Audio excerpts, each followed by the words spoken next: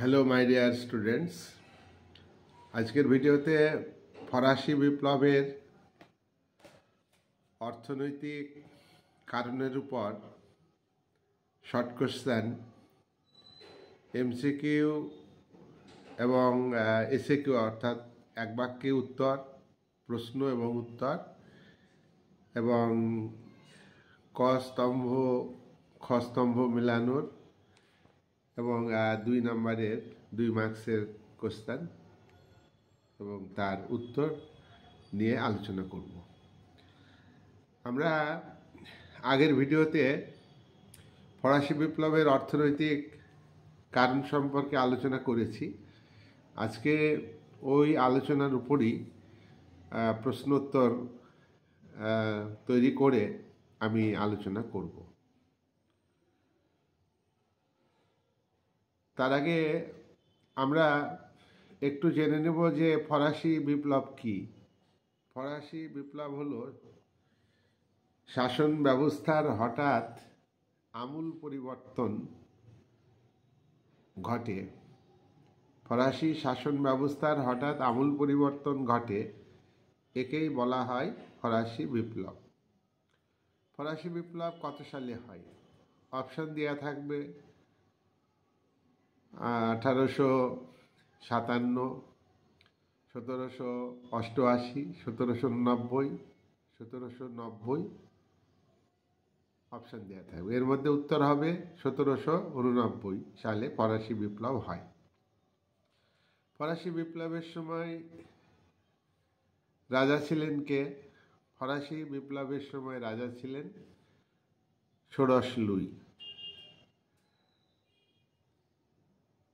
ফরাসি রাজতন্ত্রের, পূর্ব রাজতন্ত্রের প্রথম কোন রাজা ব্যয়বহুল যুদ্ধে জড়িয়ে পড়েন? অ্যান্সার, চতুর্দশ লুই ব্যয়বহুল যুদ্ধে জড়িয়ে পড়েন। ফরাসি দেশ রাজতন্ত্রের সময়, বিশেষ করে ষোড়শ লুইয়ের সময়, কেন দেউলিয়াতে পরিণত হয়? এই যে কেন দেউলিয়াতে পরিণত হয়, তার আগে আমাদের জানা দরকার দেউলিয়া কাকে বলে। দেউলিয়া হলো কোনো দেশ ঋণ নিয়ে ঋণের সুদ দেওয়া এবং ঋণের আসল টাকা পরিশোধ করা, এটার কোনোটাই ক্ষমতা থাকে না। ফ্রান্স ইচ্ছা করলেও এত পরিমাণ ঋণ নিয়েছে, ঋণের সুদের টাকা দেওয়ার জন্য ফ্রান্স ঋণ নিয়েছে। দেশের বাজার থেকে ঋণ নিয়েছে, বিদেশের থেকে ঋণ নিয়েছে। তাহলে এরকম অর্থনৈতিক অবস্থা ফ্রান্সে দেখা দিয়েছিল, সেই জন্য ফ্রান্সকে দেউলিয়া বলা হয়। ফ্রান্স ফরাসি বিপ্লবের আগে কেন দেউলিয়া হলো? এর কারণ হিসাবে আমরা বলবো ফ্রান্সের রাজাদের যুদ্ধনীতি, ফ্রান্সের রাজাদের বিলাস জীবনযাপন এবং ফ্রান্সের রাজারা রাজপরিবারে অতিরিক্ত ব্যয় করতেন। ষোড়শ লুইয়ের সময় ভার্সাই রাজপ্রাসাদে 16,000 কর্মচারী ছিল। তোমার রাজ দরবারে 18,000 কর্মচারী ছিল। রানীমার 500 পরিচারিকা ছিল এবং রাজদরবারে অনুষ্ঠান, আড়ম্বরপূর্ণ অনুষ্ঠান, উৎসব লেগেই থাকত, যার ফলে ফ্রান্সের ব্যয় বৃদ্ধি পেয়েছিল। আর ফ্রান্সের রাজা চতুর্দশ লুই, পঞ্চদশ লুই এবং ষোড়শ লুই বিপ্লবের সময় যুদ্ধে জড়িয়ে পড়ে। ষোড়শ লুইকে তার মন্ত্রী সাবধান করেন, কিন্তু তিনি তা শোনেননি। তার মন্ত্রী বলেছিলেন যে 1774 সালে বলেছিলেন যে ফ্রান্স যদি একটা কামান দাগে তাহলে ফ্রান্স দেউলিয়াতে পরিণত হবে। তার এই কথা ফ্রান্সের রাজা ষোড়শ লুই শোনেননি। সেই জন্য ফ্রান্সের অর্থনৈতিক অবস্থা তা সত্ত্বেও ফ্রান্স আমেরিকার স্বাধীনতার যুদ্ধে সাহায্য করে। পঞ্চদশ লুই তিনি প্রজাপতি শাসক, তিনি অলস প্রকৃতির এবং অপদার্থ শাসক, অথচ তিনি আরামপ্রিয় ছিলেন, ভোগ বিলাসিতার মধ্যে জীবন কাটাতেন এবং রাজপরিবারে অযথা অর্থ ব্যয় করতেন। ষোড়শ লুই অর্থ সংকট আছে, তার উপরেও তিনি আমেরিকার স্বাধীনতা যুদ্ধে সাহায্য করেন। এতে ফ্রান্সের অবস্থা খারাপ হয়ে যায়, দেউলিয়া হওয়াতে সাহায্য হয়। 1788 সালে তোমার ফ্রান্স আয়ের 75% প্রতিরক্ষা খাতে ব্যয় করেন এবং ঋণ পরিশোধ করতে ব্যয় করেন। 1788 সালে, এক বছরই, বিপ্লবের আগের বছর, কত পার্সেন্ট প্রতিরক্ষা খাতে ব্যয় করেন? ব্যয় করেন 75% প্রতিরক্ষা খাতে এবং ঋণ পরিশোধ করতে। ফ্রান্সে অধিকারের দিক থেকে, অধিকার ভোগের দিক থেকে প্রধানত ফ্রান্সের জনগণকে কটি শ্রেণীতে ভাগ করা হয়? অধিকার ভোগের দিক থেকে ফ্রান্সের জনগণকে দুটি শ্রেণীতে ভাগ করা হয়। একটি শ্রেণী হল অধিকার ভোগী, আর একটি শ্রেণী হল অধিকার ভোগহীন শ্রেণী। তাহলে ফ্রান্সে অধিকার ভোগী শ্রেণী কাদের বলা হতো?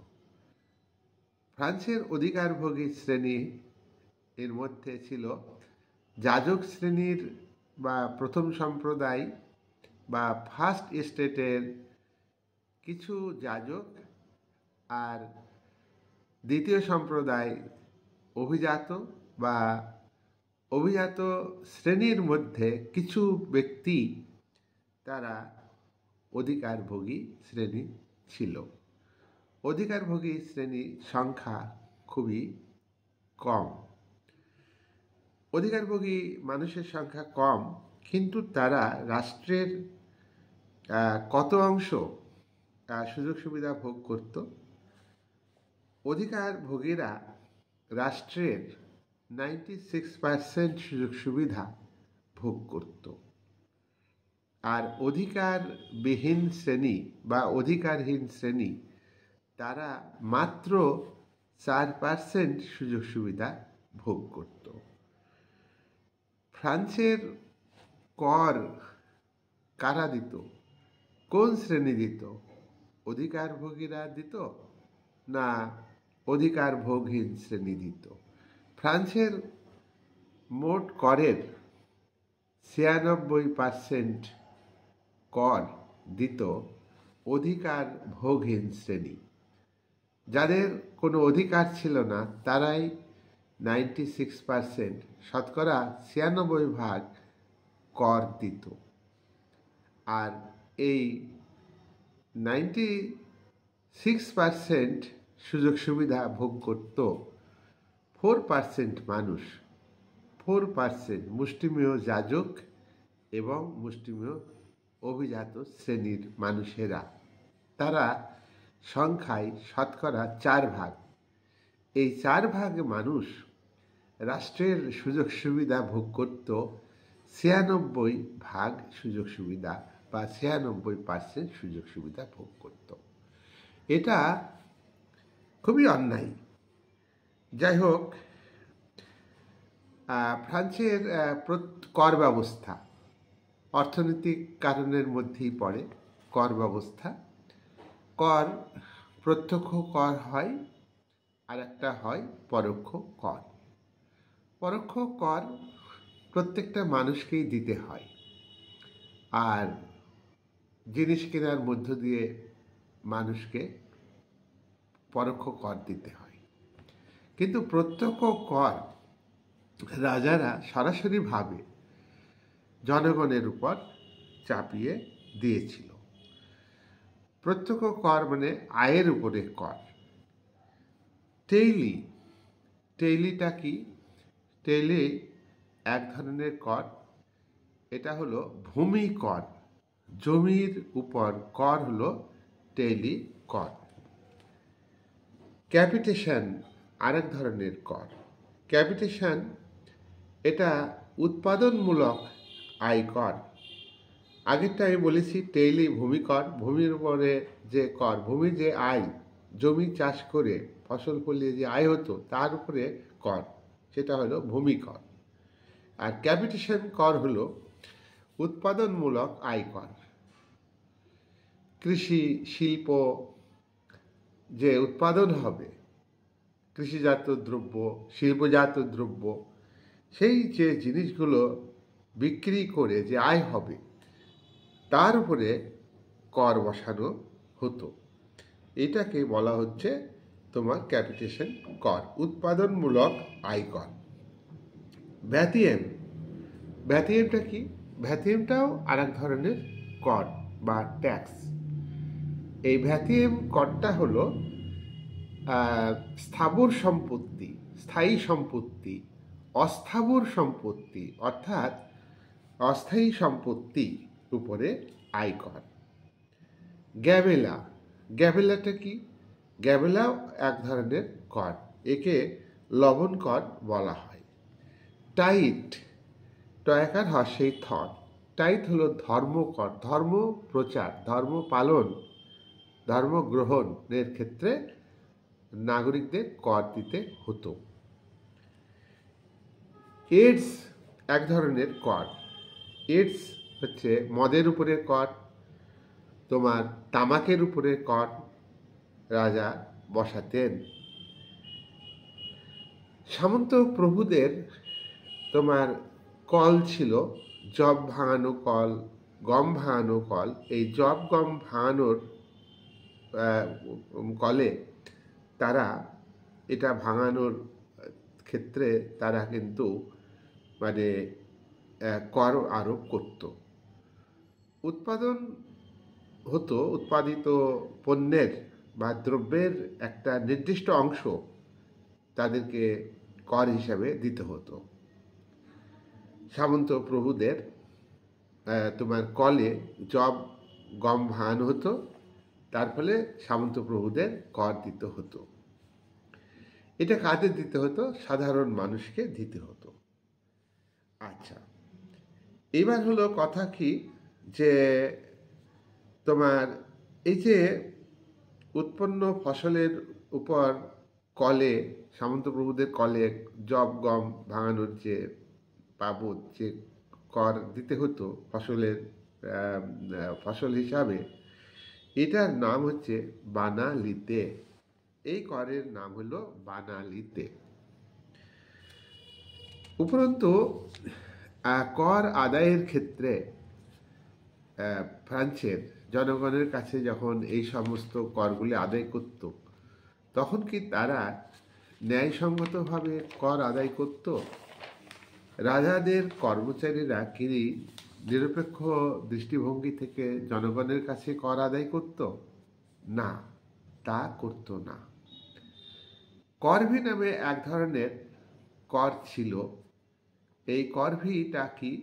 করভি হচ্ছে শ্রমিকদের রাস্তাঘাট তৈরির ক্ষেত্রে, উন্নয়নমূলক কাজ করার ক্ষেত্রে খাটিয়ে নেওয়া হতো, কিন্তু তাদের খাটিয়ে মজুরি দেওয়া হতো না, তাদের বেগার খাটানো হতো। মজুরি না দিয়ে খাটিয়ে নেওয়া হতো, একে বলা হয় বেগার খাটানো। এটা হচ্ছে কর ভি। তাহলে আমরা এই যে কোশ্চেনগুলো করলাম, এরকম অপশান দিয়ে প্রশ্ন হতে পারে যে কর ভি দিল, সেখানে অপশান দিল আর তিনটি, গ্যাবেলা দিল, তারপরে ভাতিয়েম দিল, ক্যাপিটেশন দিল, এই সমস্ত অপশান দেবে, কিন্তু সঠিকটা আমাদের জেনে নেবে। আমি যে কটা করের কথা বললাম সেই কথা মনে রাখলি অপশান যেভাবেই দিক তোমরা কিন্তু পারবে। কর আদায়ের সময় জোর করে কর আদায় করত রাজার কর্মচারীরা। তারা কর আদায় করে আত্মসাৎ করত, ব্যক্তিগত ভাবে তারা করের টাকা নিজেদের কাছে রেখে দিত, রাজকোষে জমা দিত না। ফ্রান্সের যে অর্থনৈতিক অবস্থা খুবই সংকটজনক, তার জন্যে ইংল্যান্ডের অর্থনীতিবিদ অ্যাডাম স্মিথ তিনি ফ্রান্স সম্পর্কে, অর্থাৎ ফ্রান্সের রাজাদের যে অর্থনৈতিক নীতি, আর্থিক নীতি, সে সম্পর্কে অ্যাডাম স্মিথ কী বলেছিলেন? অ্যাডাম স্মিথ বলেছিলেন, ফ্রান্সের রাজারা যে সিদ্ধান্ত নিয়েছেন অর্থনৈতিক বিষয়ে, সেটা ফ্রান্স হলো তোমার ভ্রান্ত অর্থনীতির জাদুঘর। ভ্রান্ত অর্থনীতির জাদুঘর কে বলেছিলেন? ইংল্যান্ডের অর্থনীতিবিদ অ্যাডাম স্মিথ। রুটির দাঙ্গা কাকে বলা হয়?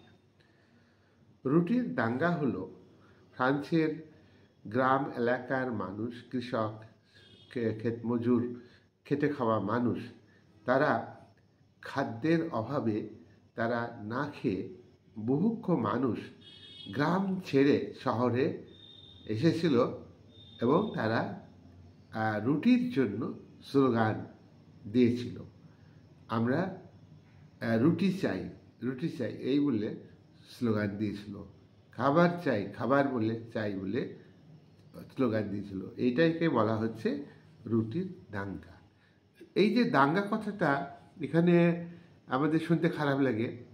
একটা ধর্মের মানুষের সঙ্গে আর একটা ধর্মের মধ্যে যদি বিবাদ হয়, মানে মারামারি হয়, কাটাকাটি হয়, তাকে আমরা বলি দাঙ্গা। এখানে আমাদের বইতে আছে যে রুটির দাঙ্গা। রুটির দাঙ্গা মানে কি? রুটি দাবি করছে রাজ পরিবারে এসে, রাজদরবারের সামনে এসে, মানে লাখো লাখো মানুষ গ্রাম থেকে শহরে এসে, প্যারিস শহরে এসে রাজপ্রাসাদের সামনে খাবার চাই, খাবার চাই, রুটি চাই, রুটি চাই, এই বলে তারা স্লোগান দিয়েছিল। দেখো, ফ্রান্সের অর্থনৈতিক অবস্থা এমনিতেই খারাপ, তো ফ্রান্সে জনবিস্ফোরণ হয়, জনস্ফীতি বলা হয়, জনবিস্ফোরণ না বলাটাই ভালো। জনস্ফীতি মানে জনসংখ্যা বৃদ্ধি বলবে, জনসংখ্যা বৃদ্ধি পায় ফ্রান্সে, আর জিনিসের দাম কিন্তু ব্যাপকভাবে বেড়ে যায়। বইয়ে তোমাদের লেখা আছে মুদ্রাস্ফীতি। তো মুদ্রাস্ফীতি, স্ফীতি মানে বৃদ্ধি বলা যায়, মানে এক কথায় জিনিসের দাম বৃদ্ধি পাওয়া, এটা হলো মুদ্রাস্ফীতি। জিনিস কম, সেই কম জিনিসকে বেশি টাকা দিয়ে কিনতে হয় মানুষকে, এটাকে বলে মুদ্রাস্ফীতি। তাহলে এই মুদ্রাস্ফীতি ফ্রান্সে দেখা দিয়েছিল, জনসংখ্যাও বৃদ্ধি পেয়েছিল। তো খাবারের দাম বেড়েছিল 60% থেকে 65% বেড়েছিল খাবারের দাম, কিন্তু শ্রমিকদের মজুরি বাড়েনি, শ্রমিকদের মজুরি তোমার বাড়েনি। লাব্রুস বলে একজন ঐতিহাসিক বলেছেন, জিনিসের দাম বৃদ্ধি পেয়েছে, কিন্তু খেটে খাওয়া মানুষের, শ্রমজীবী মানুষের আয় বাড়েনি, মজুরি বাড়েনি। তাহলে মজুরি বাড়ল না শ্রমিকদের, তারও জিনিসের দাম বেড়ে গেল। তাহলে শ্রমিকদের, গরিব মানুষের ওই আয় দিয়ে কি করে খাবার কিনবে, কি করে তোমার জীবন যাপন করবে, এই কথাটা তিনি বলেছেন। তাহলে দাম বাড়লেও জিনিসের দাম বাড়লেও মজুরি বাড়েনি, জিনিসের দাম বাড়লে মজুরি বাড়াতে হয়।